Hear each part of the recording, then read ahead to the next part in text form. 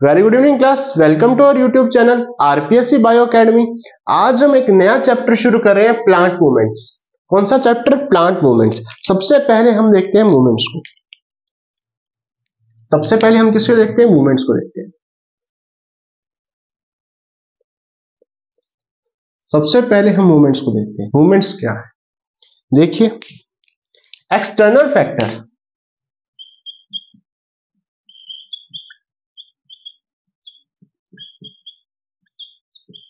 या internal factor की presence में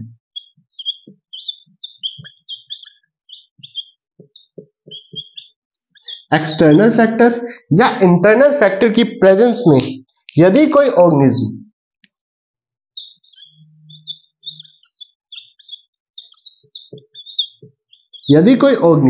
या ऑर्गेनिज्म का कोई बॉडी पार्ट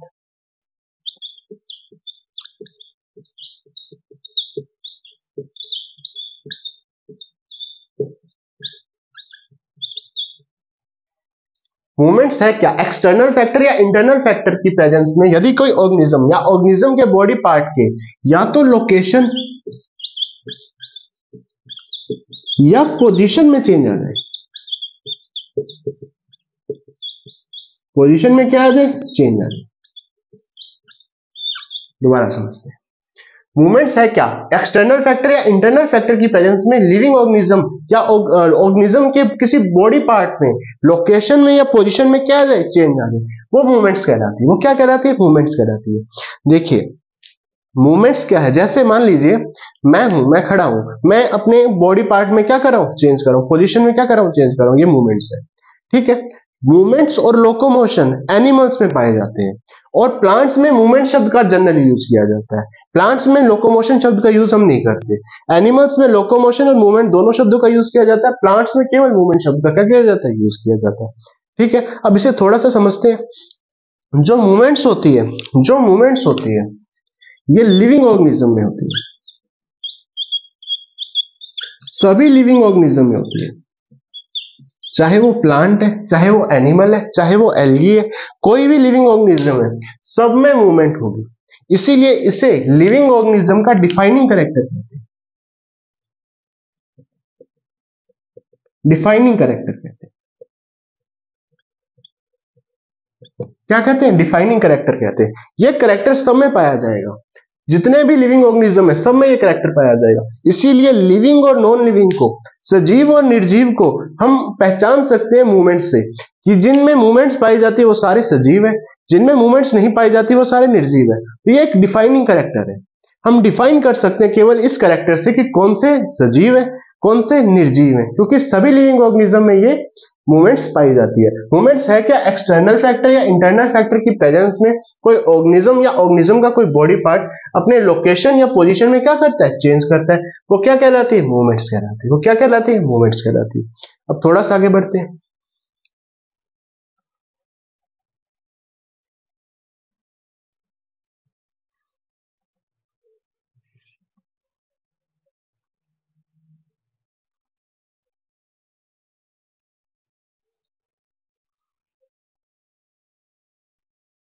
मूवमेंट्स होती क्यों है? ऐसा क्या कारण है मूवमेंट्स होने का? देखिए, जो एनिमल्स है या प्लांट्स है या कोई भी ऑर्गेनिज्म, उनमें सेल पाई जाएगी। सेल में साइटोप्लाज्म पाया जाएगा। सेल में कोशिका द्रव्य पाया जाएगा। साइटोप्लाज्म पाया जाएगा। सेल में क्या पाया जाएगा? साइटोप्लाज्म पाया जाएगा। साइटोप्लाज्म में दो विशेष कैरेक्टर्स पाए जाते हैं। पहला कैरेक्टर है इरिटेबिलिटी।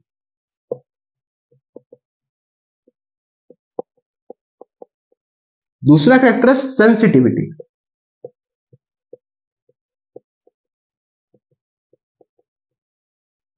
इरिटेबिलिटी या सेंसिटिविटी। इरिटेबिलिटी को कहते हैं उत्तेजनशीलता।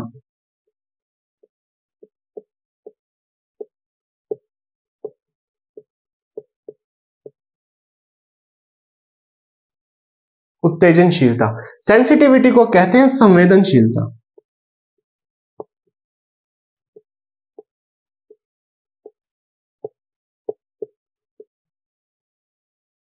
संवेदनशीलता।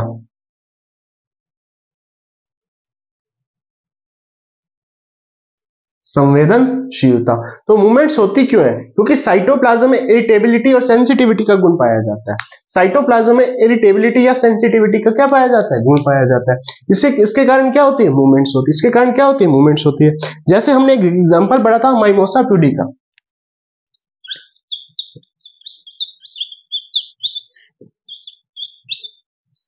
क्या एग्जांपल पढ़ा था? माइमोसा प्यूडिका, जिसे हम छुई मुई कहते हैं। जैसे ही हम छुई मुई को टच करते हैं, जैसे ही हम छुई मुई को क्या करते हैं? टच करते हैं, तो उसकी जो लीफलेट्स होती हैं, उसकी जो लीफलेट्स होती है वो क्लोज होने शुरू हो जाती है, बंद होनी शुरू हो जाती है, या वो ऐसे बंद होनी सी शुरू हो जाती है। ठीक है, ये क्यों होता है? क्योंकि उसके जो साइटोप्लाज्म में कौन से कैरेक्टरिस्टिक्स है? इरिटेबिलिटी का कैरेक्टर्स है, सेंसिटिविटी का कैरेक्टर्स है। ठीक है, देखिए जैसे हमने छुई मुई को या इसको क्या किया? टच किया, तो उसमें क्या होगी? जो लीफलेट्स है वो क्लोज होना शुरू होगी। लीफलेट्स कैसी होनी शुरू होगी? क्लोज होना शुरू होगी। ठीक है, इसके लिए दो चीजें चाहिए। एक तो चाहिए स्टिमुलस,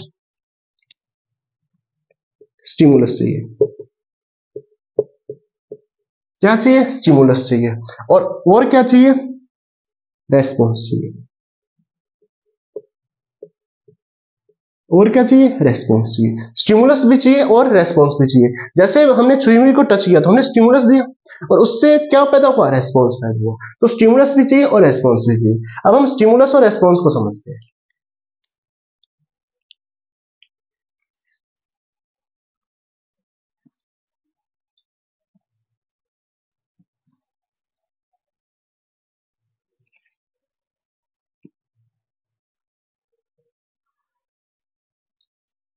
सबसे पहले समझते हैं स्टिमुलस को।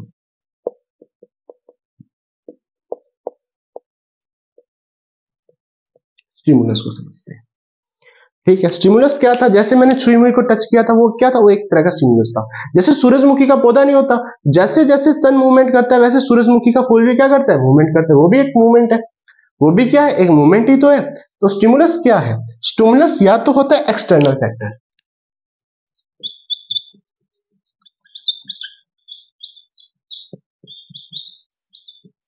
या होता है इंटरनल फैक्टर।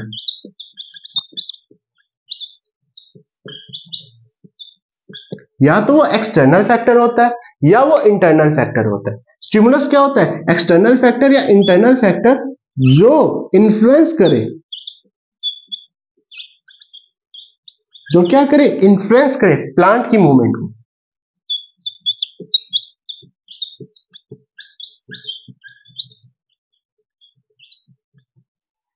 स्टिमुलस है क्या? वो एक्सटर्नल या इंटरनल फैक्टर जो इन्फ्लुएंस करता है प्लांट की मूवमेंट को। जैसे सन था, जैसे जैसे सन मूवमेंट कर रहा था, सनफ्लावर भी वैसे ही मूवमेंट कर रहा था। तो सन क्या था? एक एक्सटर्नल फैक्टर था जो इन्फ्लुएंस कर रहा था किसको? प्लांट की मूवमेंट को। जैसे छुई मुई को हमने टच किया तो हमने क्या किया? हमने एक एक्सटर्नल फैक्टर दिया जो इन्फ्लुएंस कर रहा था किसको? प्लांट मूवमेंट्स को। तो ये क्या है? ये एक्सटर्नल फैक्टर भी हो सकता है, इंटरनल फैक्टर भी हो सकता है, और ये इन्फ्लुएंस करता है किसको? प्लांट की मूवमेंट को। दूसरा है response.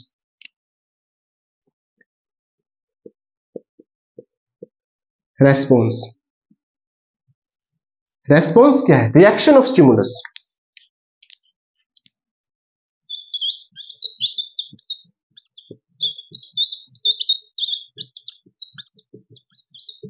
Reaction of stimulus. Stimulus का रिएक्शन क्या है? जैसे मैंने छुई मुई को टच किया तो उसने क्या रिएक्ट किया? उसने लीफलेट को क्लोज कर लिया।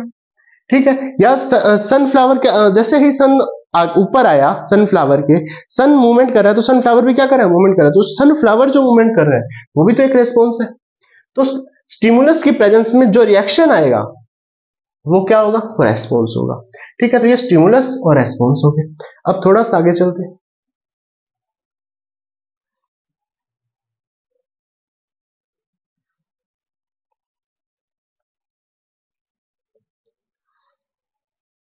अब हम देखते हैं perceptive organs।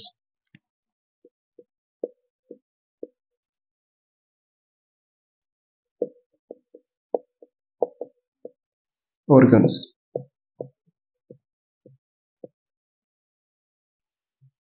सबसे पहले तो ये ऑर्गन्स है। क्या है? ऑर्गन्स है। कैसे ऑर्गन है सर?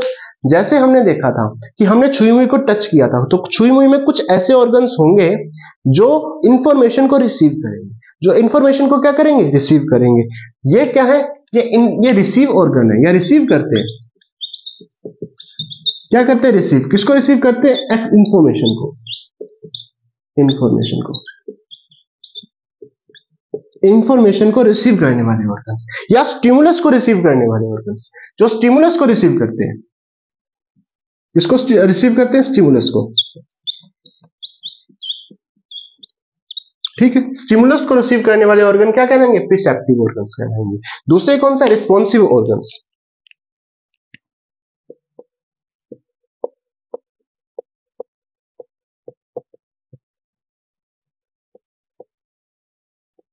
रिस्पॉन्सिव ऑर्गन्स, ऐसे ऑर्गन्स जो रिस्पॉन्स देते हैं। हमने स्टिमुलस दिया, स्टिमुलस की प्रेजेंस में प्लांट रिस्पॉन्स देगा, तो ऐसे ऑर्गन जो क्या देते हैं? स्टिमुलस को देखकर रिस्पॉन्स देते हैं कि क्या रिस्पॉन्स देना। एक ऑर्गन तो हो गया रिसीव इंफॉर्मेशन, जिन्होंने एक्सटर्नल इंफॉर्मेशन को रिसीव किया या स्टिमुलस को क्या किया? रिसीव किया। एक वो ऑर्गन्स हो गए जो स्टिमुलस के प्रति रेस्पॉन्स दिखाते हैं।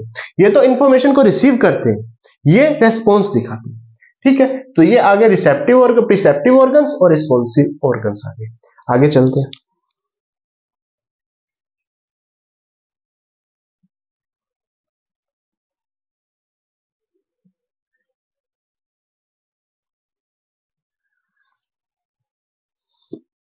एक टाइम है प्रेजेंटेशन टाइम।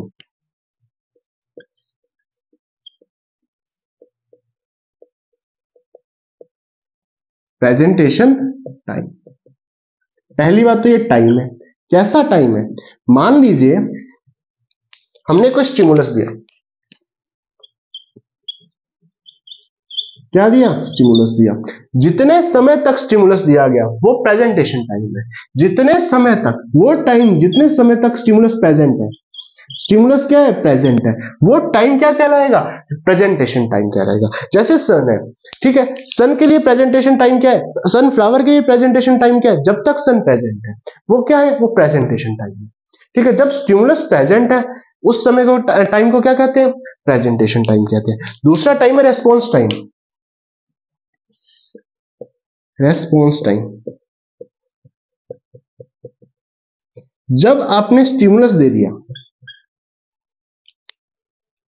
क्या दे दिया? स्टिमुलस दे दिया। प्लांट उस स्टिमुलस के प्रति क्या कर रहा है? रेस्पॉन्स कर रहा है। स्टिमुलस और रेस्पॉन्स के बीच का लगा जो समय है, इस टाइम को क्या कहेंगे? इस टाइम को कहेंगे response time.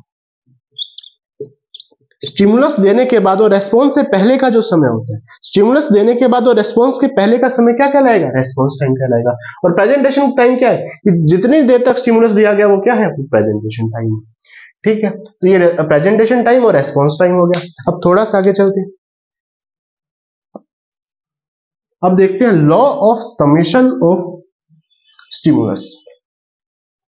Law of summation of stimulus.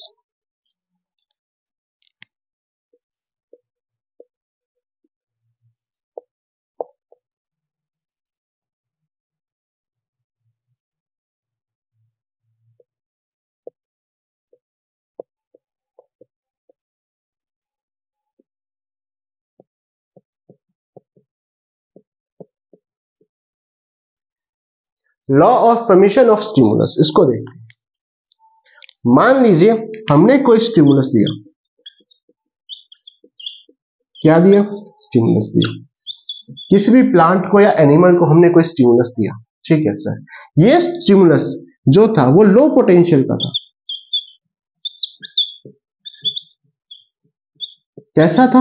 Low potential का स्टिमुलस था, हाई पोटेंशियल का नहीं था, बहुत लो पोटेंशियल का हमने कोई स्टिमुलस दे दिया, जिस कारण से प्लांट मूवमेंट नहीं हो पाई।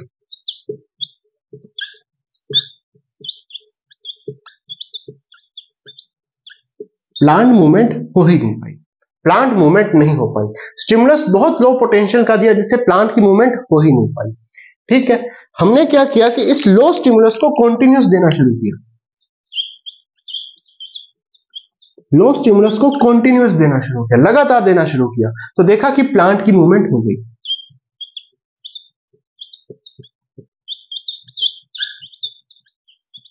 प्लांट की मूवमेंट हो गई। ठीक है।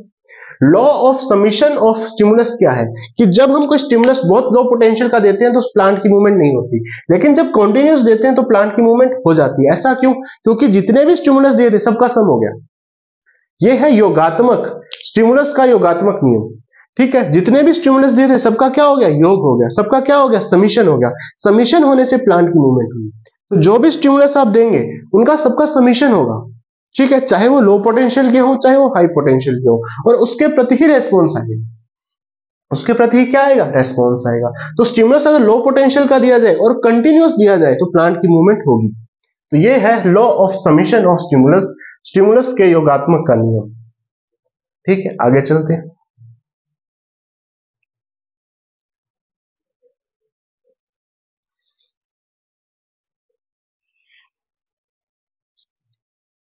अब हम देख रहे हैं प्लांट की मूवमेंट्स।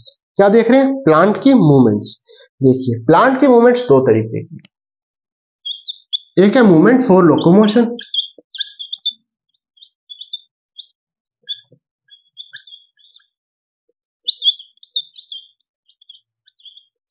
चलन के लिए मूवमेंट, चलन के लिए मूवमेंट, मूवमेंट फॉर लोकोमोशन। और बी है मूवमेंट फॉर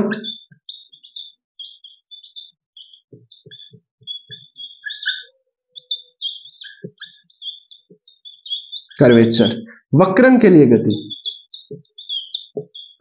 वक्रण के लिए गति। गति दो तरीके से हो सकती है, या चलन के लिए गति हो सकती है, एक स्थान से दूसरे स्थान तक जाना है तो गति हो सकती है, या उसी जगह पे रह के कोई वक्रण हो रहा है, कोई कर्व बन रहा है। ठीक है, प्लांट का कोई बॉडी पार्ट कर्व बना रहा है। ठीक है, जैसे सूरजमुखी था तो सूरजमुखी अपनी जगह पे खड़ा होकर घूम रहा था, सूरजमुखी का फूल अपनी जगह पे खड़ा होकर घूम रहा था, वो चल नहीं रहा था, चलन नहीं था, वो वक्रण था। ठीक है, तो ऐसी मूवमेंट जो चलने के लिए हो, चलन के लिए हो, तो वो होगी मूवमेंट ऑफ फॉर लोकोमोशन। और कुछ मूवमेंट्स ऐसी होंगी जो वक्रण के लिए हो, कर्वेचर के लिए होंगी, तो वो होंगी मूवमेंट ऑफ कर्वेचर होगी। ठीक है, ये भी दो तरह की है। ये भी कितनी तरह की है? दो तरह की है। ये भी दो तरह की है। पहली है जो मूवमेंट कैसी हो, एक तो होगी इंड्यूस्ड मूवमेंट होगी, बाहर से हमने कोई मूवमेंट करवा दी, इंड्यूस्ड, कोई एक्सटर्नल फैक्टर दे दिया जिससे मूवमेंट क्या होगी? इंड्यूस्ड होगी। या पैराटोनिक मूवमेंट जिसे कहते हैं, क्या कहते हैं? पैराटोनिक मूवमेंट कहते हैं। पैराटोनिक मूवमेंट या इंड्यूस्ड मूवमेंट, ऐसी मूवमेंट जिसके लिए एक्सटर्नल फैक्टर की जरूरत ना पड़े, इंटरनल फैक्टर ही क्या कर दे? मूवमेंट कर दे। इसे ऑटोनोमस मूवमेंट कहते हैं। कैसी मूवमेंट कहते हैं? ऑटोनोमस मूवमेंट कहते हैं। इसके लिए इंटरनल फैक्टर रिस्पॉन्सिबल है, इसके लिए एक्सटर्नल फैक्टर इंपॉर्टेंट है। हम सबसे पहले पढ़ेंगे चलन के लिए मूवमेंट या मूवमेंट फॉर लोकोमोशन, चलने के लिए मूवमेंट। ये मूवमेंट जैसे ऑटोनोमस मूवमेंट है, ऑटोनोमस मूवमेंट है, ये स्वतः होती है, स्वतः गतियां स्वतः होती हैं, क्योंकि इनमें इंटरनल फैक्टर्स प्रेजेंट होते हैं। कुछ मूवमेंट बाहर से इंड्यूस करवानी पड़ती है, इन्हें पैराटोनिक मूवमेंट भी कहते हैं, एक्सटर्नल फैक्टर के ऊपर डिपेंड रहते हैं। सबसे पहले हम ऑटोनोमस मूवमेंट पढ़ेंगे, फिर हम इंड्यूस्ड या पैराटोनिक मूवमेंट पढ़ेंगे। सबसे पहले हम क्या पढ़ेंगे? ऑटोनोमस मूवमेंट पढ़ेंगे, जो इसके लिए इंटरनल फैक्टर क्या है? रिस्पॉन्सिबल है। ठीक है, ऑटोनोमस मूवमेंट पढ़ेंगे, ऑटोनोमस मूवमेंट पढ़ेंगे।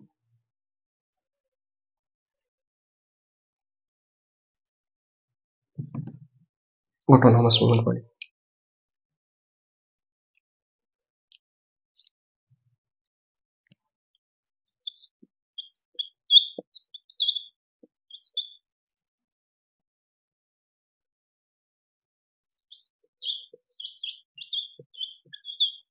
ऑटोनोमस मूवमेंट पढ़ेंगे, ऑटोनोमस मूवमेंट पढ़ेंगे या ठीक है, इन मूवमेंट्स के लिए इंटरनल फैक्टर रिस्पॉन्सिबल है।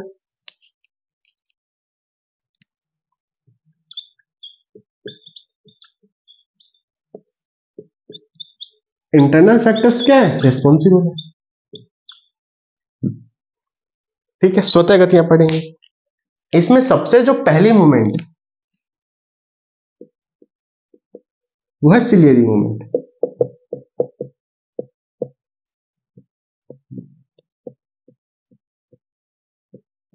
Ciliary movement. सीलिया के कारण होने वाली मूवमेंट, किस कारण? सीलिया के कारण, सीलिया के कारण होने वाली मूवमेंट। ये पहली बात तो स्वतः गति है, इंटरनल फैक्टर रिस्पॉन्सिबल है, और सीलिया के कारण होने वाली मूवमेंट को क्या कहेंगे? सिलियरी मूवमेंट कहेंगे। जैसे क्लेमाइडोमोनास में,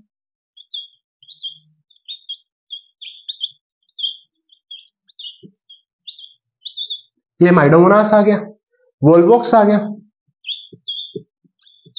इनके जो जूस पोर है उनमें सीलिया पाया जाता है, और वही उसी सीलिया के कारण क्या करते हैं? मूवमेंट करते हैं। ठीक है, सिलेरी मूवमेंट में सीलिया रिस्पॉन्सिबल है मूवमेंट के लिए, क्लेमाइडोमोनास या वोल्वोक्स रिस्पॉन्सिबल है।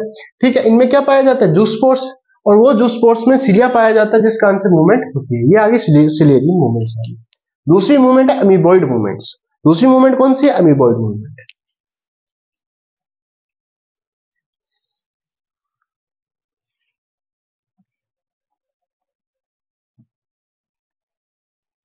दूसरी मूवमेंट कौन सी है? अमीबॉइड मूवमेंट है।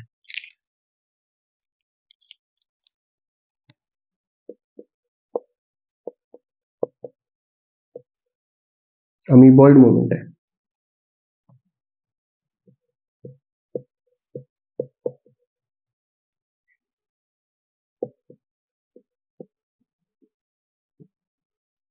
कैसी मूवमेंट? Amoeboid movement. ठीक है, अमीबॉइड मूवमेंट ये किन में पाई जाती है? ये पाई जाती है स्पाइरोगायरा,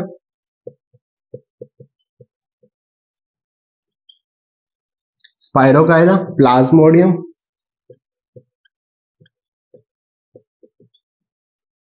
स्पाइरोगायरा, प्लाज्मोडियम या स्लाइम मोल्ड्स में।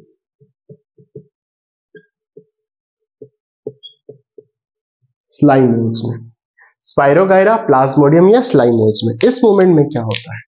इस मूवमेंट में जो नेक्ड प्रोटोप्लाज्म है,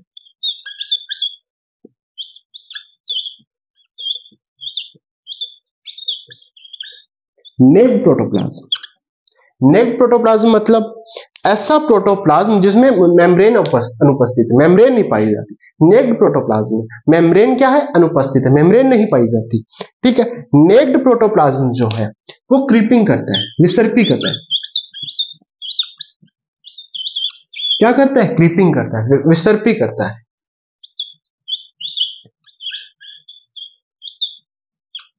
क्या करता है? विसर्पी करता है, क्रीपिंग करता है, और क्रीपिंग करते हुए वो स्यूडोपोडिया का फॉर्मेशन करता है।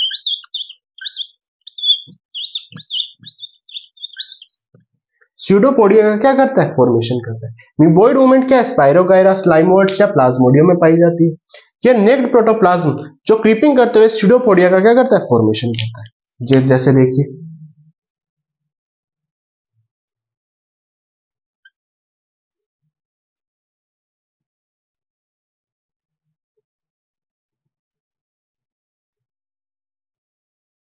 देखिए ये स्यूडोपोडिया का फॉर्मेशन है। स्यूडोपोडिया, स्यूडोपोडिया क्या है? Pseudopodia, pseudopodia. और स्यूडोपोडिया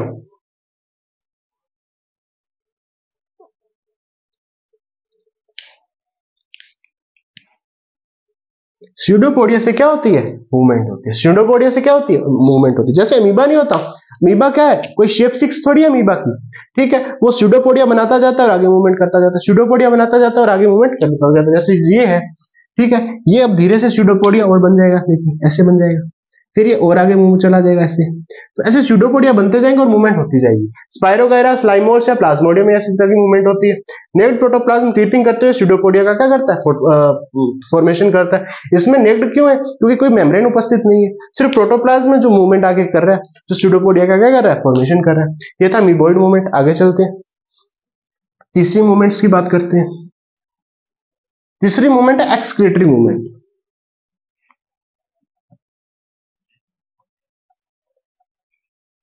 तीसरी मूवमेंट कौन सी है? Excretory movement.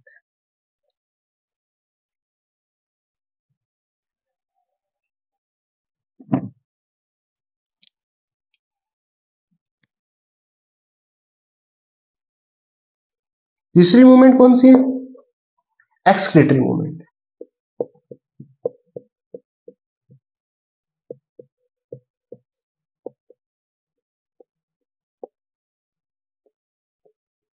या इसे कहते हैं पेंडुलर मूवमेंट।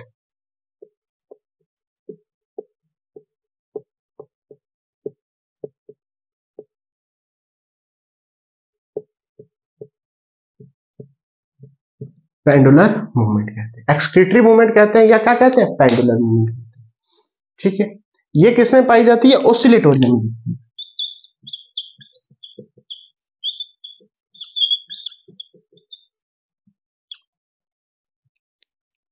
मान लीजिए ऑसिलेटोरियम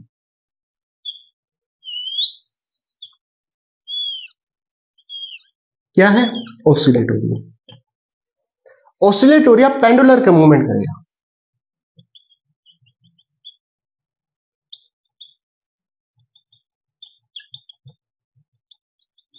ऐसे।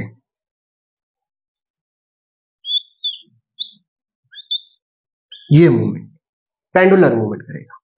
ये मूवमेंट में क्या होगा? ऑसिलेटोरिया या तो गमन में हेल्प करेगा, लोकोमोशन में, एक जगह से दूसरी जगह जाने में, लोकोमोशन में, या एक्सक्रीशन में, लोकोमोशन में या एक्सक्रीशन में, ऑसिलेटोरिया। ठीक है, इस मूवमेंट को क्या कहते हैं? पेंडुलर मूवमेंट कहते हैं। इस तरह से दोलन गति कहते हैं। एक्सक्रीटरी मूवमेंट क्यों कहते हैं? क्योंकि एक्सक्रीशन कर हो रहा है, दोलन गति।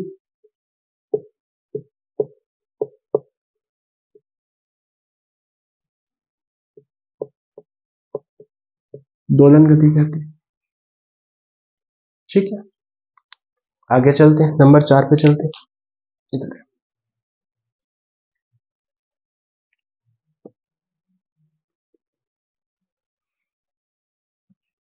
साइक्लोसिस देखते हैं।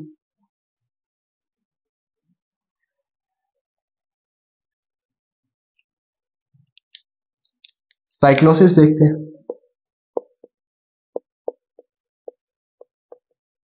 साइक्लोसिस देखते हैं। साइक्लोसिस मूवमेंट दो तरह की होती है। साइक्लोसिस मूवमेंट दो तरह की होती है। पहली है ए है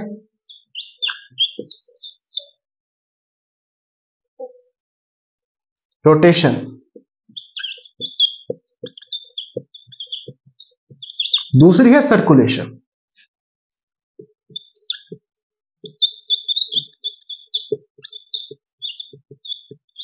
एक है रोटेशन, दूसरी है सर्कुलेशन। पहले रोटेशन देखते हैं। ये है कोई सेल, प्लांट सेल मान लीजिए।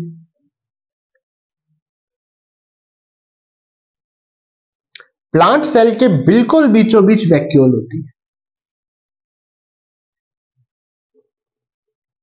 प्लांट सेल के बिल्कुल बीचों बीच वैक्यूल होती है।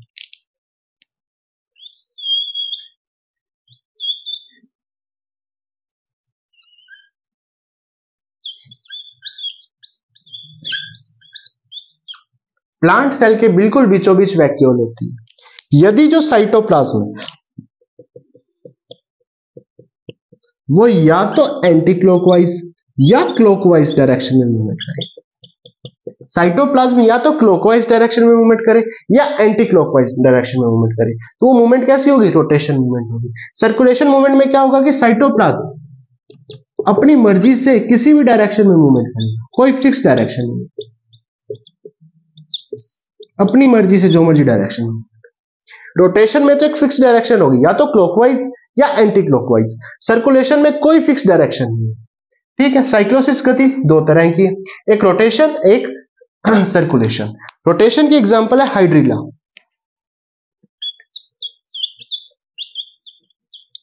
वेलिस्नेरिया,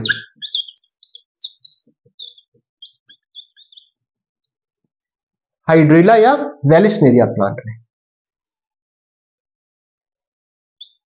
अब बात करते हैं सर्कुलेशन मूवमेंट की। सर्कुलेशन मूवमेंट का क्या एग्जांपल है? Cucurbitaceae, Cucurbitaceae family, Cucurbitaceae family की शूट हेयर में, कुकुरबिटेसी फैमिली की शूट हेयर में, या यहां लिख देता हूं।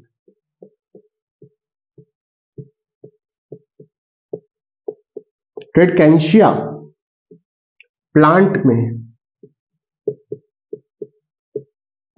स्टीमन जो है फाइबर, स्टीमन फाइबर, स्टीमन फाइबर, ठीक है। ट्रेडकैंशिया प्लांट का स्टीमन फाइबर, ट्रेडकैंशिया प्लांट का स्टीमन फाइबर, ठीक है। या कुकुरबिटेसी का शूट हेयर, ये कैसी गति करता है? ये सर्कुलेशन मूवमेंट करता है। कैसी मूवमेंट करता है? सर्कुलेशन मूवमेंट करता है। रोटेशन मूवमेंट हाइड्रिला और वेलिस्नेरिया फाइबर,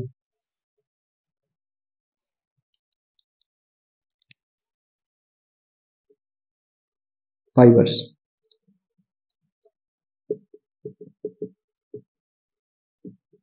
फाइबर्स हो गया, ठीक है। या ट्रेडकैंशिया प्लांट का स्टीमन फाइबर्स मूवमेंट करता है, ठीक है। ये सर्कुलेशन मूवमेंट हो गया। साइक्लोसिस में दो थे, रोटेशन और सर्कुलेशन हो गए, दोनों हो गए, ठीक है। ऑटोनोमस मूवमेंट क्या थी? जिसमें इंटरनल फैक्टर क्या था? रिस्पॉन्सिबल था। इंटरनल फैक्टर क्या था? रिस्पॉन्सिबल था। हमने चार तरह की पढ़ी।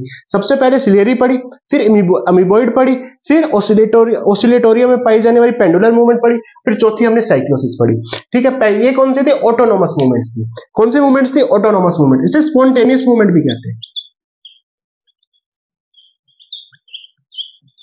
स्पॉन्टेनियस मूवमेंट भी कहते हैं। मूवमेंट फॉर लोकोमोशन में पहली मूवमेंट स्पॉन्टेनियस मूवमेंट या ऑटोनोमस मूवमेंट पढ़ी, इसमें चार पढ़ी थी। अब हम पढ़ते हैं इंड्यूस्ड मूवमेंट को। किसको पढ़ते हैं? इंड्यूस्ड मूवमेंट को पढ़ते हैं।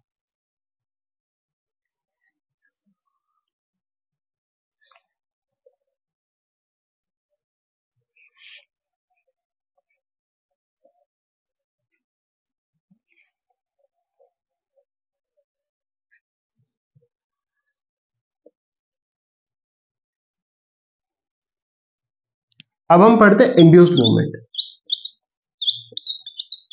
या पैराटोनिक मूवमेंट, पैराटोनिक मूवमेंट को हम जानते हैं कि इंड्यूस्ड मूवमेंट या पैराटोनिक मूवमेंट कैसी है? एक्सटर्नल फैक्टर पर डिपेंड करती है,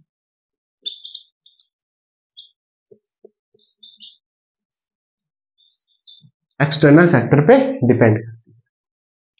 पहली हम पढ़ेंगे इंड्यूस्ड मूवमेंट में फोटोटैक्टिक,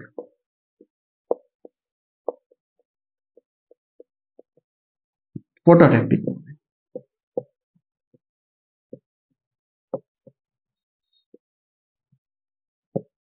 फोटोटैक्टिक मूवमेंट। फोटोटैक्टिक मूवमेंट, फोटो का मतलब क्या है? लाइट। फोटो का मतलब क्या है? लाइट है, लाइट है। तो लाइट की प्रेजेंस में एक्सटर्नल फैक्टर आ गया। लाइट की प्रेजेंस में क्या हो रही है? मूवमेंट हो रही है। लाइट की प्रेजेंस में क्या हो रही है? मूवमेंट हो रही है। जैसे जैसे लाइट पड़ रही है तो मूवमेंट हो रही है। और मूवमेंट कैसे हो रही है? लोकोमोशन के लिए मूवमेंट हो रही है, क्योंकि हम मूवमेंट फॉर लोकोमोशन पढ़ रहे हैं और उसमें इंड्यूस्ड मूवमेंट पढ़ रहे हैं, ठीक है। जैसे लैम्ना की लीफ है, लैम्ना प्लांट की क्या है? लीफ है, उनमें क्लोरोफिल की मूवमेंट, लैम्ना लीफ में क्लोरोफिल की मूवमेंट, लैम्ना लीफ में क्लोरोफिल की मूवमेंट। या हम देखें जो एल्गी है, एल्गी है, यदि ऊपर हाई इंटेंसिटी का लाइट पड़ रही है, ऊपर कैसी इंटेंसिटी की लाइट पड़ रही है? हाई इंटेंसिटी की लाइट पड़ रही है,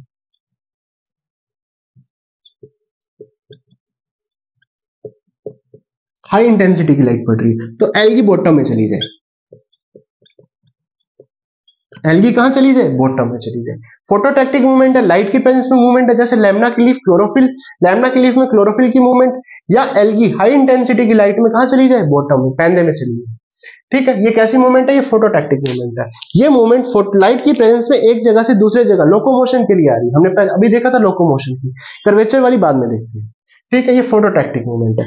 दूसरी मूवमेंट पढ़ते हैं, कीमोटैक्टिक मूवमेंट पढ़ते हैं।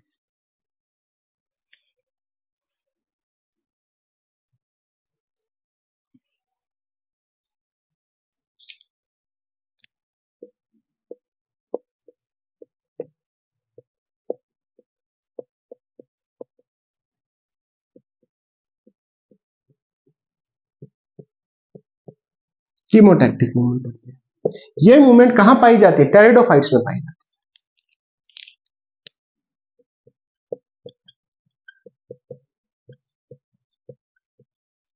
टेरिडोफाइटा जो है उसमें फर्न्स में पाई जाती है। टेरिडोफाइटा के फर्न्स में पाई जाती है। जो टेरिडोफाइटा में फर्न्स का ग्रुप है उसमें पाई जाती है। हम जानते हैं कि फर्न्स में क्या बनता है? आर्किगोनियम बनता है, एंथेरोजोइड्स बनता है, एंथेरोजोइड्स बनता है, आर्किगोनियम बनता है, यही था। आर्किगोनियम बनता है, एंथेरोजोइड्स बनता है। जो आर्किगोनियम था वो मैलिक एसिड का सिक्रेशन करता है।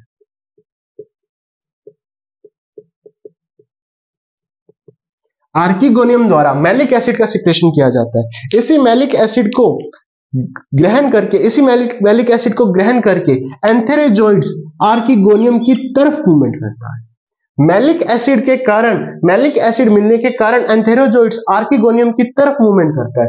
ये मूवमेंट किसी केमिकल के कारण हो रही है तो कीमोटैक्टिक मूवमेंट है, चलने के लिए हो रही है तो लोकोमोशन की मूवमेंट है, और बाहर से इंड्यूस्ड हो रही है तो इंड्यूस्ड मूवमेंट है। टेरिडोफाइटा के फर्न्स ग्रुप में जो एंथेरोजोइड्स होता है वो आर्किगोनियम द्वारा जो मैलिक एसिड का सिक्रेशन होता है उस मैलिक एसिड के सिक्रेशन के कारण एंथेरोजोइड्स आर्किगोनियम की तरफ मूवमेंट करते हैं। ठीक है, ये आगे कीमोटैक्टिक मूवमेंट। अब बात करते हैं किसकी? लास्ट मूवमेंट की बात करते हैं, थर्मोटैक्टिक मूवमेंट की बात करते हैं।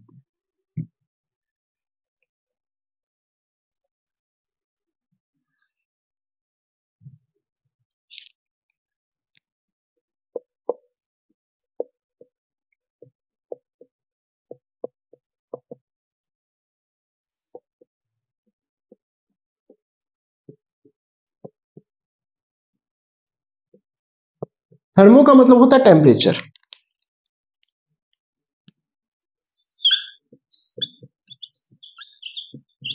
ठीक है, हमने देखा होगा कि जो कुछ एल्गी ऐसी है जो लो टेम्परेचर में रहना पसंद करती है, जैसे ही वो हाई टेम्परेचर हो जाता है तो वो लो टेम्परेचर की तरफ चली जाती है। ये मूवमेंट कैसी होगी? थर्मोटैक्टिक मूवमेंट होगी। इसमें कोई एग्जांपल याद नहीं रखना। यदि थर्मोटैक्टिक मूवमेंट, सबसे पहले हमने कौन सी पढ़ी? फोटोटैक्टिक मूवमेंट पढ़ी थी। सबसे पहले हमने कौन सी पढ़ी थी? फोटोटैक्टिक मूवमेंट पढ़ी, यही पढ़ी थी। इसके एग्जाम्पल क्या पढ़े थे हमने? फोटोटैक्टिक मूवमेंट के एग्जाम्पल क्या पढ़े थे? एक तो लैम्डा क्लीफ, क्लोरोफिल की मूवमेंट। दूसरा एग्जाम्पल हमने क्या पढ़ा था? दूसरा एग्जाम्पल हमने पढ़ा था एल्गी, बॉटम में चली जाती है हाई इंटेंसिटी की प्रेजेंस में। ये एल्गी जो होती है इसमें एक आई स्पॉट पाया जाता है। क्या पाया जाता है? आई स्पॉट पाया जाता है, जो कि इसको इस स्टिमुलस को ग्रहण कर सकता है। एल्गी को कैसे पता चलेगा कि लाइट हाई है, लाइट की इंटेंसिटी हाई है? तो जो आई स्पॉट पाया जाता है उस आई स्पॉट के कारण ही एल्गी को पता चलता है और वो बॉटम में चली जाती है हाई इंटेंसिटी होने के कारण। ये थोड़ा सा वहां आई स्पॉट रह जाता है। आई स्पॉट क्या है? सेंसिटिव ऑर्गन है जो क्या करता है? ग्रहण करता है। ये प्रिसेप्टिव ऑर्गन है। प्रिसेप्टिव ऑर्गन देखा था ना हमने, ये वही प्रिसेप्टिव ऑर्गन। ठीक है, तो ये था आज का लेक्चर। उम्मीद है आपको पसंद आया होगा। आप प्लीज चैनल को सब्सक्राइब कीजिए, वीडियो को लाइक कीजिए, शेयर कीजिए, और जितने भी प्रीवियस ईयर क्वेश्चंस हैं वो सारे हम शॉर्ट्स में डिस्कस कर रहे हैं। Thank you.